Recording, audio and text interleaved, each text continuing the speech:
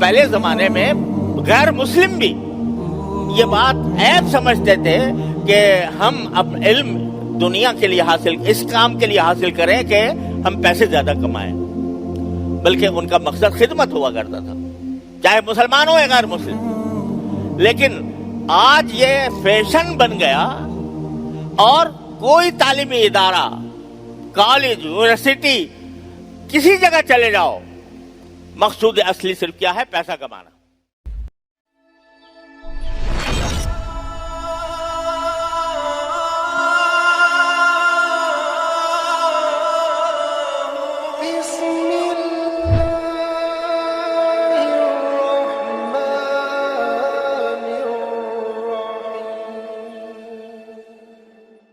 اس وقت دنیا بھر کی ذہنیت یہ بن گئی ہے کہ علم کا اصل مقصود زیادہ سے زیادہ دولت کمانا ہے۔ جتنے تعلیمی ادارے اس وقت علاوہ ہمارے ان دینی مدارس کے جتنے تعلیمی ادارے دنیا بھر میں قائم ہیں، صرف ہمارے ملک میں نہیں، دنیا بھر میں، وہاں تعلیم طلبہ حاصل کر رہے ہیں۔ ان طالب علموں سے جا کر پوچھو، کسی سے بھی طالب علم سے، بھائی کیوں پڑھ رہے ہو؟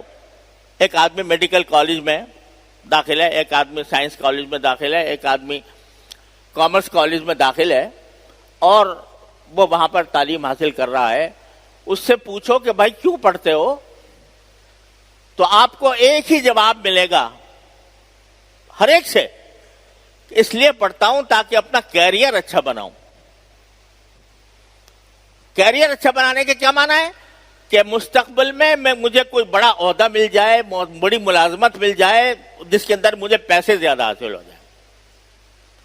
یہی ایک جواب ہوگا، یہ اس وقت یونیورسل جواب ہے پوری کائنات میں، بڑی بڑی یونیورسٹیوں میں کسی سے بھی جا کر پوچھ لو تو اس کا جواب یہ ہوتا ہے کہ میں اس لیے پڑھ رہا ہوں تاکہ میں اپنا کیریئر بناؤں، مجھے اچھی ملازمتیں ملیں، مجھے اچھا منصب ملے، اور میں زیادہ سے زیادہ دولت کمانے کے لائق ہوں۔ یہ کسی زمانے میں یہ بات اتنی بڑی عیب تھی، اتنا بڑا عیب تھی کہ رسول کریم سرورت عالم صلی اللہ علیہ وسلم فرما رہے ہیں کوئی بھی علم اگر غیر اللہ کے لیے حاصل کیا جائے گا تو وہ جہنم میں اپنا ٹھکانہ بنا لے۔ اور یہ بات صرف مسلمانوں میں نہیں، غیر مسلموں میں بھی تھی۔ غیر مسلم لوگ جو بڑے بڑے سائنسدان جو گزرے ہیں اور جو بڑے بڑے موجد گزرے ہیں، انہوں نے سائنس کے اندر جو اپنی ایجادات کی ہیں یا ترقیاں کی ہیں، وہ ان کے اگر حالات پڑھو تو انہوں نے بعض اوقات فقر و فاقے میں زندگی گزاری، لیکن ان کے پیش نظر پیسہ کمانا نہیں تھا، بلکہ ان کا پیش نظر خدمت تھی، چاہے وہ انسانیت کی خدمت ہو، غیر مسلم ہو، لیکن وہ انسانیت کی خدمت کرنا چاہتے تھے۔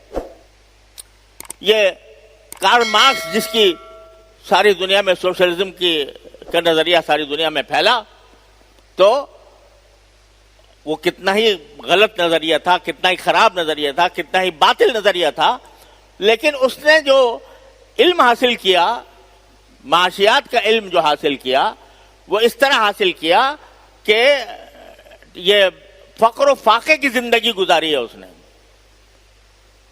اور چیچڑے پہن کر اور باقی ماندہ روٹی کے ٹکڑے استعمال کر کے اس نے علم حاصل کیا، اور پھر کتاب لکھی، اور جو کتاب لکھی ہے جو ساری دنیا کے اندر پھیلی، داس کیپیٹال، جو ساری کمیونزم اور سوشلزم کی بنیاد ہے، اس کے مقدمے میں اس نے اپنے سارے حالات لکھے ہیں، کس طرح میں نے یہ علم حاصل کیا اور کس طرح میں نے اس کو کوشش کی، لیکن اس لیے کہ تاکہ انسانیت کا فائدہ ہو۔ اس کے خیال میں انسانیت کا فائدہ تھا، تو اس نے یہ مصیبتیں برداشت کی، اور آخر میں ایک جملہ لکھا کہ there is no royal road to science، کہ علم کے طرف جانے والا کوئی راستہ شاہی راستہ نہیں ہوتا، علم کی طرف جانے والا کوئی راستہ شاہی راستہ نہیں ہوتا۔ ایسا نہیں ہوتا کہ آپ کے لیے قالین بچھائے جائیں، سرخ قالین آپ کے استقبال کے لیے، اور پھر علم آ کر آپ کی گود میں پڑ جائے، کوئی راستہ شاہی۔ تو پہلے زمانے میں غیر مسلم بھی یہ بات عیب سمجھتے تھے کہ ہم اب علم دنیا کے لیے حاصل، اس کام کے لیے حاصل کریں کہ ہم پیسے زیادہ کمائیں، بلکہ ان کا مقصد خدمت ہوا کرتا تھا، چاہے مسلمان ہو یا غیر مسلم. لیکن آج یہ فیشن بن گیا اور کوئی تعلیمی ادارہ، کالج، یونیورسٹی، کسی جگہ چلے جاؤ، مقصود اصلی صرف کیا ہے؟ پیسہ کمانا.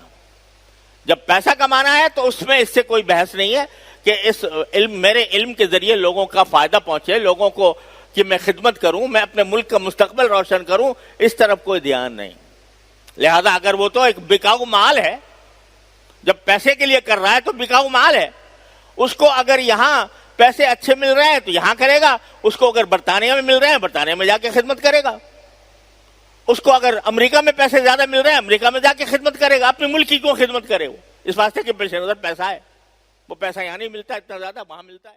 For more updates, subscribe to our YouTube channel and click on the bell icon.